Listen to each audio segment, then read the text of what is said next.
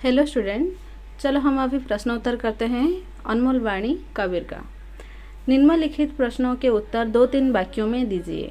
सांच या सत्य के बारे में कबीर ने क्या कहा है? सांच या सत्य के बारे में कबीर ने कहा है कि सत्य के बराबर कोई तपस्या नहीं, अर्थात सत्य बोलना सबसे श्रेष्ठ कर्म है। सत्यवादी का हृदय निर्मल होता है। जो सत्य बोलता है उसके हृदय में भगवान निवास करते हैं। बुराई करने वालों की भलाई क्यों करनी चाहिए? लोगों को कर्म के अनुसार फल मिलता है। जो दूसरों की भलाई करता है उसे उसका फल मिलता है, और जो दूसरों की बुराई करता है उसे उसका बुरा फल मिलता है।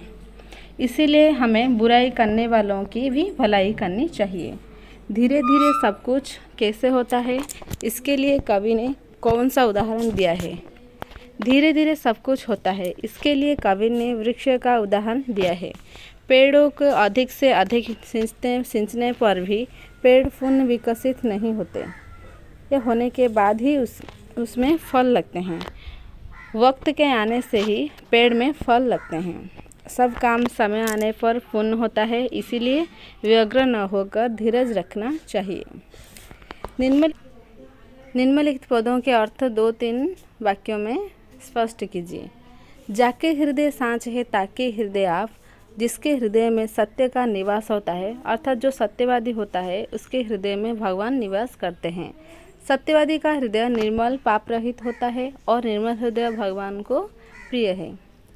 जो तो को कांटा बोवे ताही बोए तो फूल, जो तेरे मार्ग पर कांटा बोता है उसके मार्ग पर तू फूल बिछा दे, अर्थात जो तेरी बुराई करता है तू उसकी बुराई न करके उसकी भलाई कर, क्योंकि तेरी भलाई का अच्छा फल तुझे मिलेगा।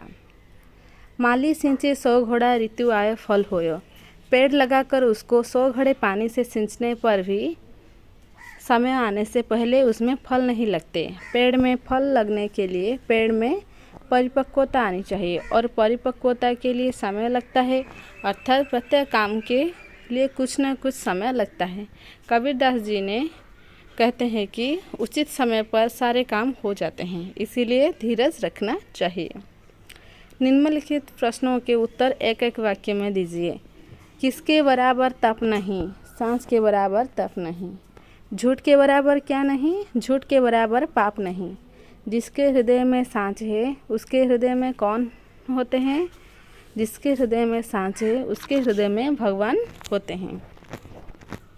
झूठ की तुलना किसके साथ की गई है? झूठ की तुलना पाप के साथ की गई है। सांच की तुलना किसके साथ की गई है? सांच की तुलना तप के साथ की गई है। जो तेरे रास्ते पर कांटा बोता है तुझे उसके लिए क्या करना चाहिए? जो हमारे रास्ते पर कांटे बोते हैं या बोता है, हमें उसके लिए फूल बिछाना चाहिए। पेड़ में कब फल लगते हैं? पेड़ में ऋतु आनी समय आने पर फल लगते हैं। कौन 100 घड़े पानी सींचता है? माली 100 घड़े पानी सींचता है। इन दोहों के रचयिता कौन है?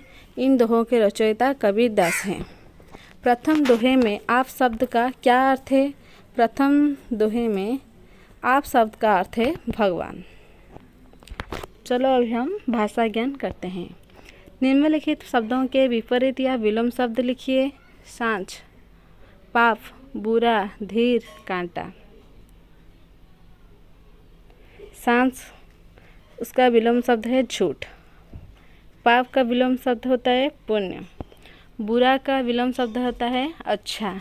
धीर का विलोम शब्द अधीर। कांटा का विलोम शब्द फूल।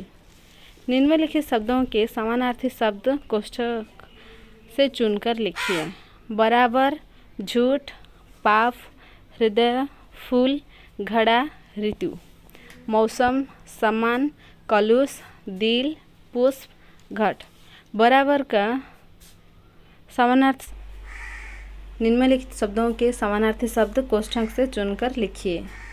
बराबर, झूठ, पाप, हृदय, फूल, घड़ा, ऋतु, मौसम, सम्मान, कलुष, दिल, पुष्प, घट।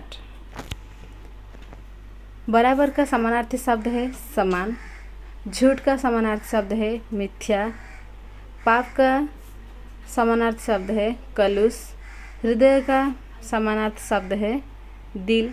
फूल का समानार्थी शब्द है पुष्प।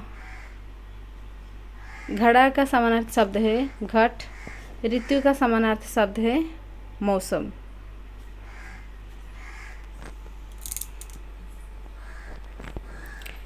निम्नलिखित शब्दों के वचन बदलिए। पाप, फूल, फल, माली, घड़ा, कांटा, ऋतु। पाप का एक बहुवचन होता है पाप, फूल का फूल, फल का फल। निम्नलिखित शब्दों के वचन बदलिए। पाप, फूल, फल, माली, घड़ा, कांटा, ऋतु। पाप एक वचन है, पाप का बहुवचन पाप, फूल का फूल, फल का फल, माली का माली, घड़ा का घड़े, कांटा का कांटे, ऋतु का ऋतुएं।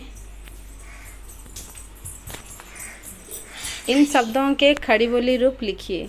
सांच का सच, जाके, जिसके, हृदय का हृदय में, तो को तुझे, बुबे बोता है, बाको उसको, होय होता है। नेक्स्ट क्लास में हम सूरदास कविता पढ़ेंगे। ये वीडियो अच्छी लगे तो लाइक शेयर सब्सक्राइब करना।